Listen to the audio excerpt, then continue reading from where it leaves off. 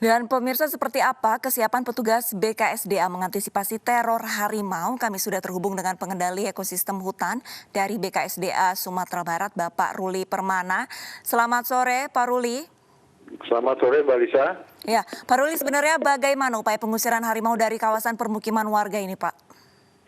Baik, bisa saya sampaikan di sini bahwa kami dari BKSDA Sumatera Barat mengupayakan respon cepat atas pada hari Rabu minggu ini. Kemudian kami turun tim ke dua lokasi yang berbeda, masih dalam wilayah administrasi Satu Nagari Simpang Tanjung Ampe, itu di Jorong Rawanggadang dan di Jorong Lurah Ingu. Kita bagi kekuatan dua tim. Upaya yang pertama tim lakukan adalah pengalat dengan bunyi-bunyian dan juga pengamanan masyarakat dari petugas dengan menggunakan senjata api. Lalu Pak, apakah... Ya, silakan Pak, dilanjutkan.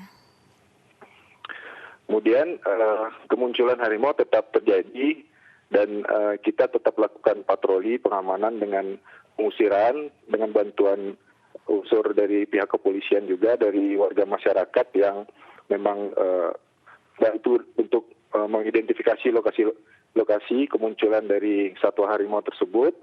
Kita lakukan upaya pemasangan perangkap juga, kemudian upaya ofensif dengan mendatangi lokasi-lokasi terakhir kemunculan dengan menggunakan senjata bius.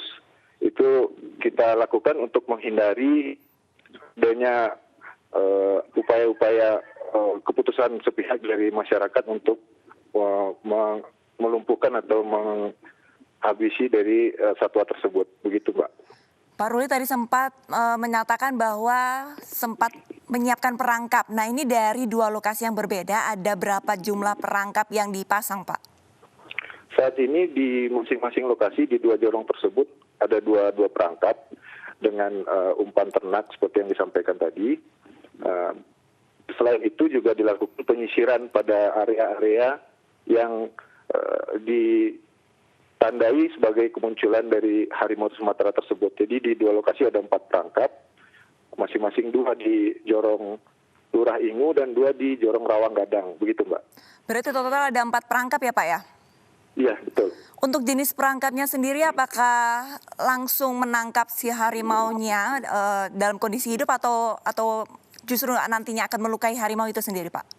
Dalam kondisi hidup, Mbak. Jadi sifat perangkap kan statis ya. Dia menunggu kedatangan harimau dengan umpan, dengan suara atau bau dari aroma dari satwa ternak umpan tersebut.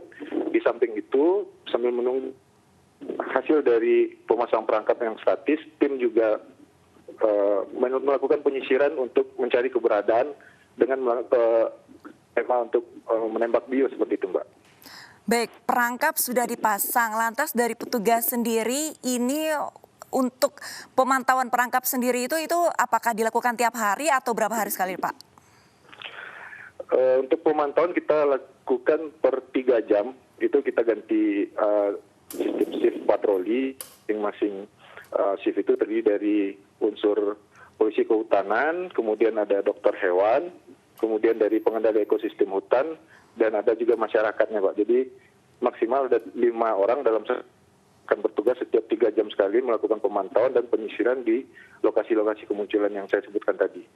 Baik, Pak Ruli, beberapa hari yang lalu tim BKSDA juga sempat menyisir lokasi dan sempat melihat ada harimau yang justru mendekati tim. Lalu apakah sudah teridentifikasi harimau itu jenisnya apa dan berasal dari mana? Betul, Mbak. Jadi ada yang di Jorong Lurah Ingu itu ada harimau dewasa, kami lihat dari ukurannya, mendekati area pemukiman dan memangsa ternak. Kemudian tim yang terdiri dari unsur Polhut melakukan pengusiran, penghalauan dengan harapan bisa didorong kembali ke sisi selatan dari perkampungan, itu masuk ke dalam area Taman Nasional Kerinci Seblat, begitu, Mbak. Lalu Pak Ruli, penyebab harimau turun gunung apa, Pak?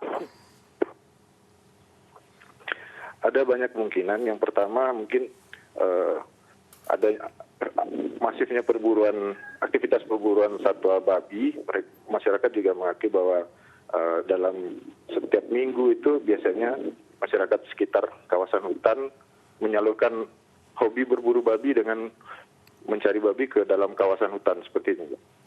Antisipasinya Pak, kalau misalkan harimau yang sudah ditangkap lalu harimau lain lagi datang ke daerah permukiman, ini apa Pak? Kami melakukan edukasi dan penyadartahuan pada masyarakat bahwa untuk mengantisipasi ke depannya, untuk sedapat mungkin mengurangi aktivitas perburuan makanan satwa tersebut. Dan yang sudah tertangkap nantinya akan kita lakukan rehabilitasi mungkin, dan akan kita rilis lagi di lokasi yang memang layak secara ekologisnya satwa tersebut. Pak Ruli hanya ingin memastikan harimau yang mulai turun ke daerah permukiman ini apakah harimau yang sama dengan harimau yang dilepaskan pada bulan November lalu Pak?